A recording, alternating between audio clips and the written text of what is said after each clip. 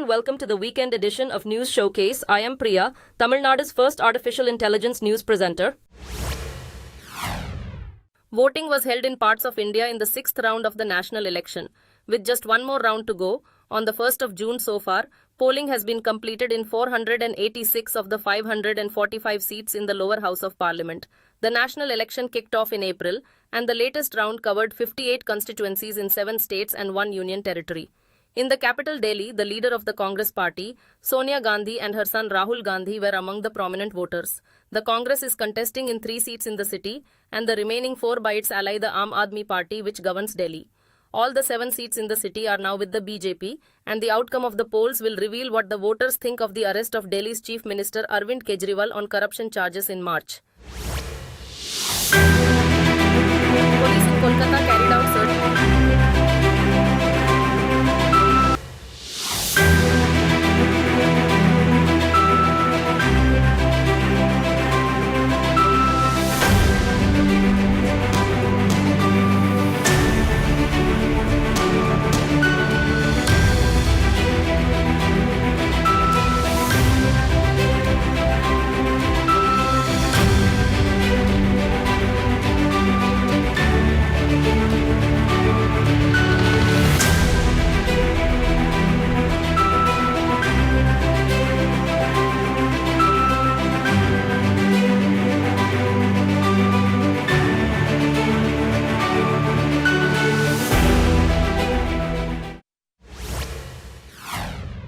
Police in Kolkata carried out searches in the city and beyond for body parts of a Bangladeshi lawmaker who was murdered this week. Anwarul Azim Anar, who was on a visit to India, was murdered by an illegal immigrant who was a butcher by profession. The lawmaker's remains were dismembered and disposed of at various locations. Divers on inflatable boats searched swamps and the dense banks around them, as well streams in the city. The searches were carried out on information provided by the suspected killer, who was taken into custody on Friday. Drones were also deployed to scan forested areas for traces of recent human movements. Reports on Friday said the killing was ordered by a Bangladeshi national believed to be living in the US, and a large amount of money was paid to the immigrant for the killing. Police say 8 guerrillas known as Naxalites were killed in an operation in Chhattisgarh state on Friday. The rebels, also known as Maoists, were killed in an operation code named Jal Shakti, which lasted 72 hours. Reports said large quantities of weapons have been recovered from several sites in 3 districts where the operation was conducted. Police said government forces engaged the rebels belonging to Platoon 19, and the battle lasted for several hours. They said bombs disguised as tiffin boxes and pressure cookers, combat fatigues, and propaganda pamphlets were recovered from the scene of the fighting. The guerrillas are based in the forests and villages of several Indian states, and fighting between them and government forces occurs from time to time. The grandfather of a teenager who crashed his car killing 2 people in Pune city has been arrested. Police said the man was charged with locking up his driver after forcing him to take the blame for the crash. Reports said the driver was offered cash and a promise that his release would be arranged. The boy who crashed the car has been lodged in an observation facility till authorities decide whether he should be tried as an adult in the case. The 17-year-old's father, a wealthy construction businessman, was also taken into custody the day after the incident in Pune city. 2 bar owners were also arrested for serving liquor to the boy who was found drunk at the time of the accident. Netflix reported on Friday in its second engagement report that in 2023, Indian films and series received over 1 billion views. The study included viewing statistics for the streaming service from July to December 2023. In the second half of 2023, Netflix had 90 billion hours of video viewed by users worldwide. According to the survey, non-English TV series and films are highly popular among Netflix customers worldwide, accounting for about a third of all viewing. The stories in Korean, Spanish, and Japanese, among other languages, accounted for the largest watching percentages outside of English. With 121 million views, the Ethan Hawke and Julia Roberts film Leave the World Behind was the most watched movie on Netflix. Adam Sandler's animated film Leo came in second.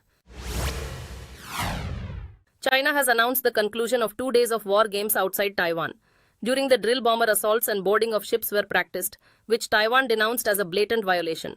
The drill came just days after Taiwan installed its new president William Lai following elections in January. According to Beijing, the exercises were a punishment for Lai's inaugural speech on Monday, when he said that the 2 sides of the Taiwan Strait were not subordinate to each other.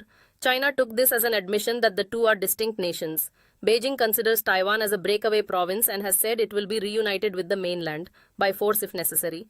Taiwan is strongly backed by the US and the conflict is seen as one of the world's major flashpoints. Days after announcing elections, UK Prime Minister Rishi Sunak and Labour's leader Sir Keir Starmer are heading to hit the campaign trail. The election announcement, seen as a huge gamble, has triggered a wave of resignations.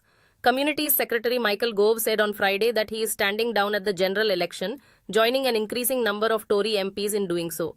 The cabinet minister thinks it's time for a new generation to take the reins, but he still supports Sunak's return as PM. Approximately 20% of MPs, including over 70 Tory MPs, over 20 Labour MPs and 9 SNP MPs, have announced their resignation. In the meantime, Starmer has consented to participate in Sunak's televised election debates in the meantime. According to 4 Russian sources, President Vladimir Putin is prepared to end the war in Ukraine with a negotiated truce that recognizes the present battle lines, but he is also ready to continue fighting if Kyiv and the West do not respond. A Western news outlet quoting 2 high-ranking individuals in the Kremlin said, Putin believed that the war's current victories were sufficient to convince the Russian people that they had won.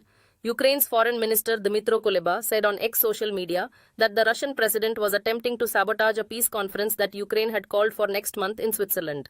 Tens of thousands of people have died in the Ukraine conflict, Europe's largest ground battle since World War II, which triggered a wave of severe Western sanctions on Russia's economy.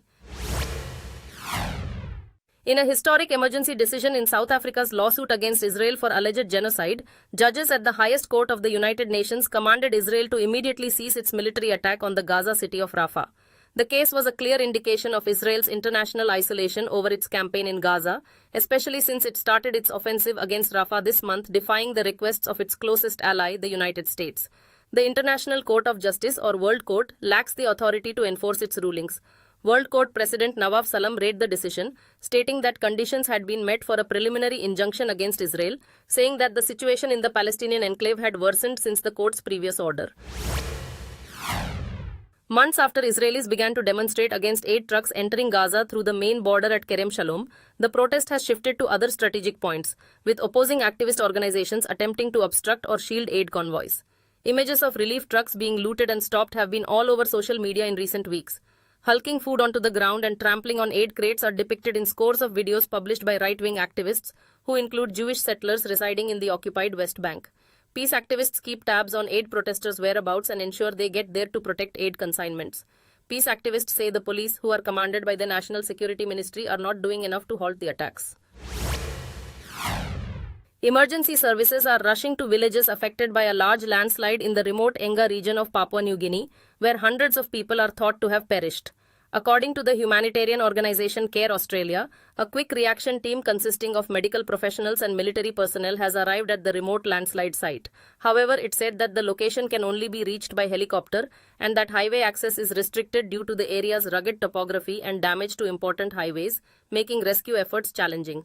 In the northern highlands of Enga, the island nation in the southwest Pacific, hundreds of dwellings were submerged by a landslide.